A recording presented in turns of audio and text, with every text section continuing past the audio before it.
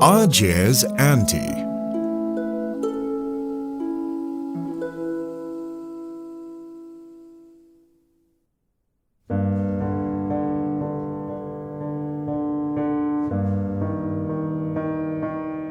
Several days ago, when I was discussing some assignments with my graduate student A-Chieh, his cell phone suddenly rang.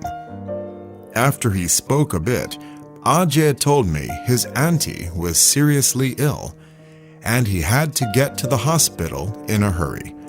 I, of course, indicated that was all very fine, and off he quickly went. Not long after that, A-Chieh informed me that his auntie had left this world of ours. She was a Catholic, and her funeral ceremony was to be according to Catholic ritual. He said his auntie was lonely. She had no relatives at all, and he feared her funeral might be a cold and rather desolate affair. So he invited me to attend. His classmates were to participate as well. I immediately agreed to be there. Afterwards, I got to thinking that this all seemed a trifle unusual. A-Chieh came from a large family and had a flock of relatives. How in the world could it be that his auntie didn't have any relations? I couldn't make any sense out of it, and in the end went directly to A-Chieh and asked him just what the score was. Biting his tongue and hemming and hawing, he told me an interesting story.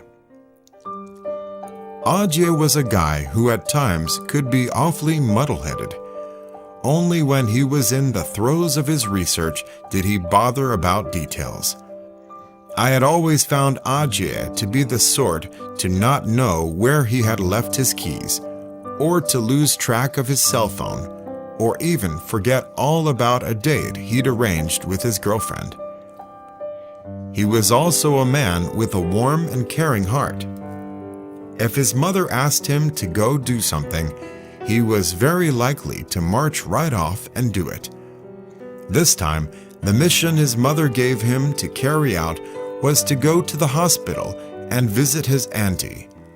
When he arrived at the hospital, it dawned on A-Chieh that he couldn't quite recall his auntie's name. All he could remember was that her room was number 31, so that was the room he stepped into. An elderly woman did occupy room number 31. When she saw A-Chieh, she appeared very happy indeed. A-Chieh had seen his auntie in the past, but he was unable to recall with absolute clarity what she looked like. Looking at them from his heart, women up in years all looked pretty much the same to him.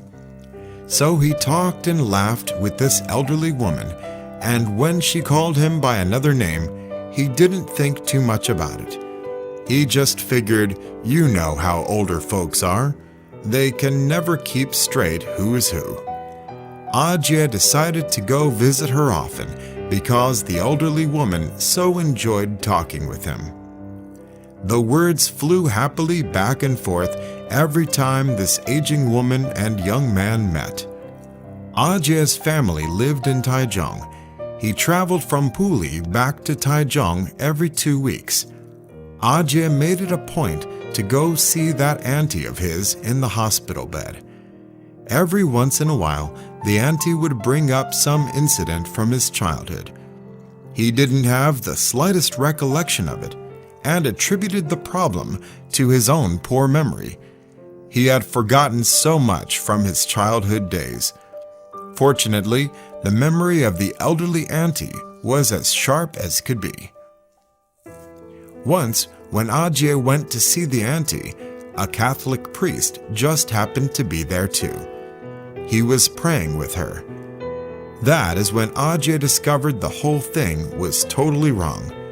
The reason was that his family believed in Taiwanese folk religion. It was impossible for his auntie to be Catholic. Also, it suddenly occurred to him that his auntie spoke Mandarin Chinese remarkably well. He snuck off to the nursing station.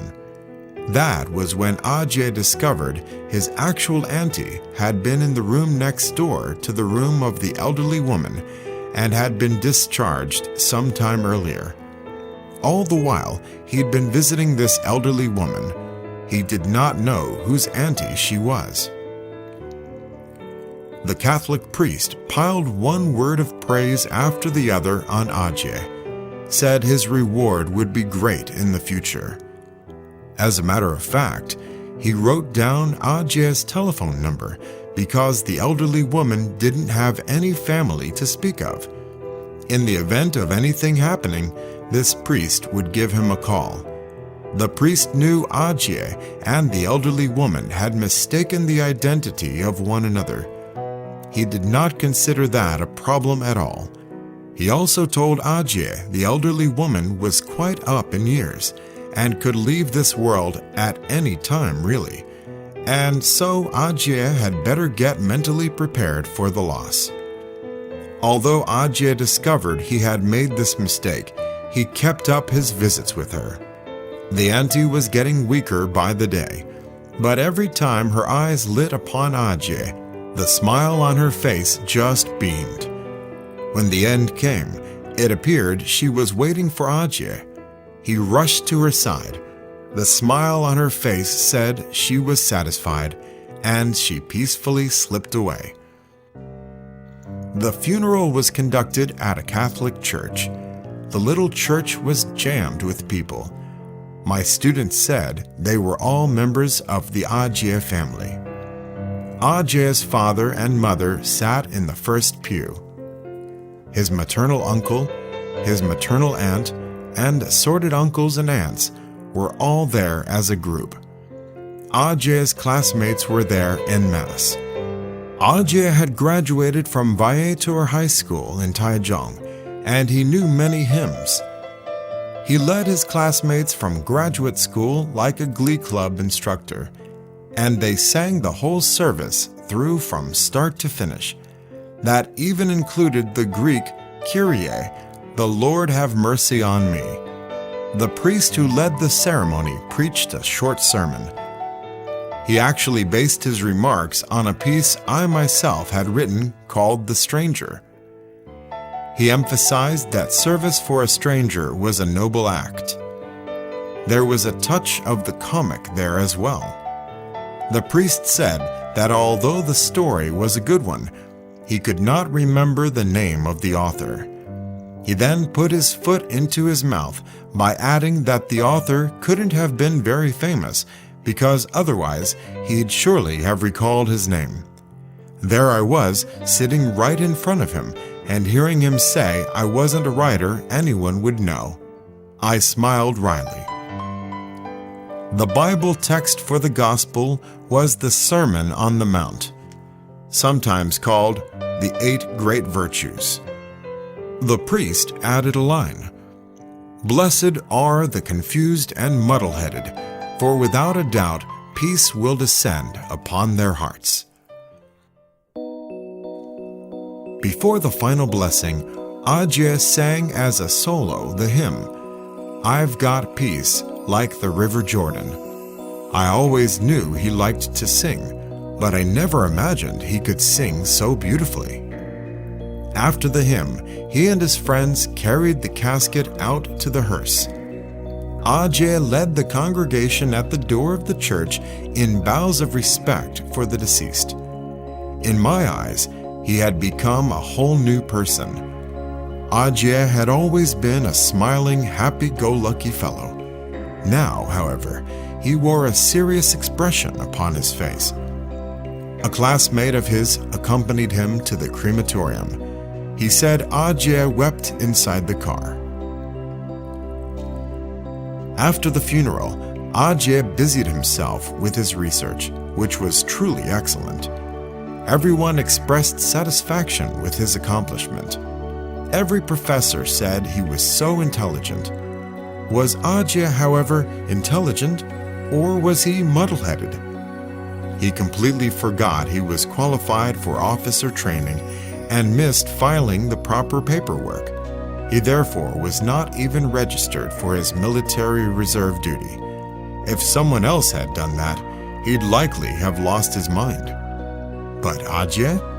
Well, he did feel very down in the dumps about it for a while, but he soon forgot all about it. What was the big deal about being a hotshot lieutenant anyway? When I saw A-Chieh like that, I thought of his singing that hymn, "I've got peace like the River Jordan." A-Chieh really is a confused and muddle-headed child. But only the confused and muddle-headed find peace. It is easier for a camel to pass through the eye of a needle than it is for an intelligent and talented man to find peace. No wonder that Catholic priest couldn't remember my name.